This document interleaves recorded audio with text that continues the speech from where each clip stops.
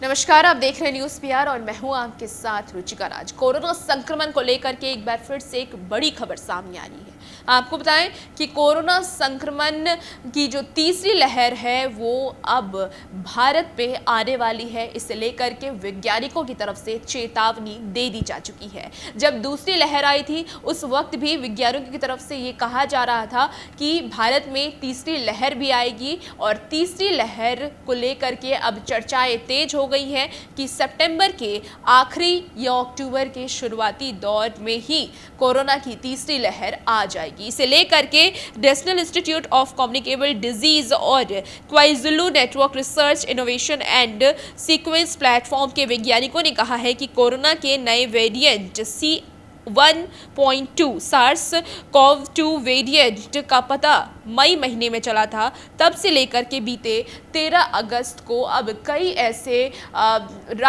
ऐसे देश हैं जहां पर कोरोना के नए वेरिएंट का आगाज हो चुका है, जिसमें कि चीन है, न्यूजीलैंड है, स्विट्जरलैंड है, मॉरिशस है और न्यूयॉर्क। इन कई ऐसे देश हैं जहां पर कोरोना की जो तीसरी लहर की वेरिएंट है उसका पता चल चुका है। ये इसलिए भी खतरनाक है क्योंकि इसमें कोरोना की जो वैक्सीन है वो भी कारगर नहीं है। कहा यह जा रहा है कि जो वैक्सीनेशन अभी हमें की जा रही है उसका भी कोई प्रभाव नहीं पड़ेगा तीसरी लहर की जो वेरिएंट है उसमें। डेल्टा प्लस की खबरें हमारे सामने आ रही थी। कहा जा रहा था कि डेल्टा प्लस जो वेरिएंट है उस पर भी वैक्सीनेशन का कोई असर नहीं पड़ रहा है, उससे भी डिफरेंट जो तीसरी लहर की वेरिएंट है वो होने वाली है।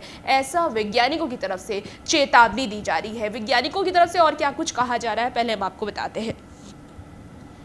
वैज्ञानिकों ने पाया है कि कोरोना की इस खतरनाक वेरिएंट C1.2 के आधे और अधिक सीक्वेंस में 14 बदलाव हुए हैं। साथ ही कुछ सीक्वेंस में अतिरिक्त विभिन्न देखी गई हैं। अध्ययन के लेखकों ने कहा है कि C1.2 वायरस के स्पाइक क्षेत्र में अतिरिक्त वेरिएशन देखने को मिला है जो सतत इंट्रालाइनेज इक्विलिशन का इशारा करता है। C1.2 म्यूटेशन के स्पाइक क्षेत्र के लगभग 82% वेरिएंट पहले वेरिएंट ऑफ कंसर्न और वेरिएंट ऑफ इंस्ट्रेट में देखे गए हैं।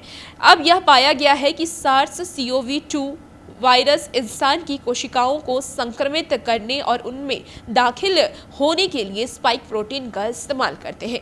कोरोना की काट के लिए विकसित किए गए अधिकांश टीके भी इस क्षेत्र को अपना लक्ष्य बनाते हैं। चिंता की बात यह है कि नए वेरिएंट C1.2 के सीक्वेंस में एंटीबॉडी की प्रतिरक्षा को धता बनाने वाले N440 के और Y449H म्यूटेशन देखा गया है। तो आपको बताएं कि ये म्यूटेशन काफ़ी खतरनाक बताया जा रहा है। वैज्ञानिकों ने भी चेतावनी दे दी है कि ये म्यूटेशन जो है, जो नया वेरिएंट है वो काफ़ी खतरनाक है और इसे आप ट्रांसमिशन से ही रोक सकते हैं और उसके लिए आपको कोरोना के प्रोटोकॉल्स का पालन करना बहुत ज़रूरी है, जैसे मास्क का इस्तेमाल करना, सोशल डिस्टेंसिंग का पालन करना और सैनिटाइज़र का इस्तेमाल करना। जो प्रोटोकॉल्स कोरोना के लिए दिए गए हैं आप इसका इस्तेमाल करके ही तीसरी लहर को रोक सकते हैं। इसके लिए सरकार की तरफ से भी लगातार ये कोशिशें की जा रही है कि लोग इन सब चीज़ों का इस्तेमाल करें।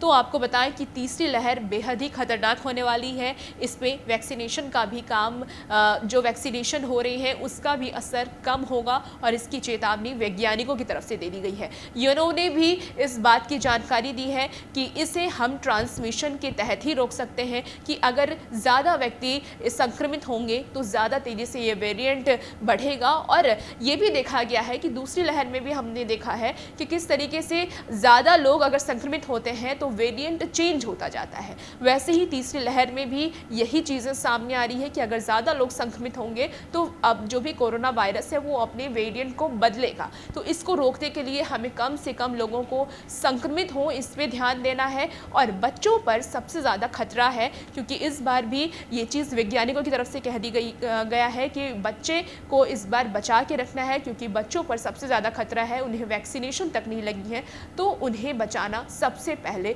ज़रूरी है। और साथ साथ जो आम लोग हैं जो वैक्सीन ले भी चुके हैं उन्हें भी बच के रहने की ज़रूरत है क्योंकि कहा यह भी जा रहा है कि वैक्सीन भी प्रभावी उतना नहीं हो रहा है। इसलिए न्यूज़ पीआर हमेशा आपसे यही अपील करता है कि कोरोना को अगर मात देना है तो कोरोना के प्रोटोकॉल्स का पालन करना बेहद ज़रूरी है। मास्क मास्क और सैनिटाइज़र का इस्तेमाल करना कभी मत छोड़िए। और भी इसी तमाम खबरों के लिए हमारे साथ बने रहिए और देखते रहिए न्यूज़ PR। नमस्कार।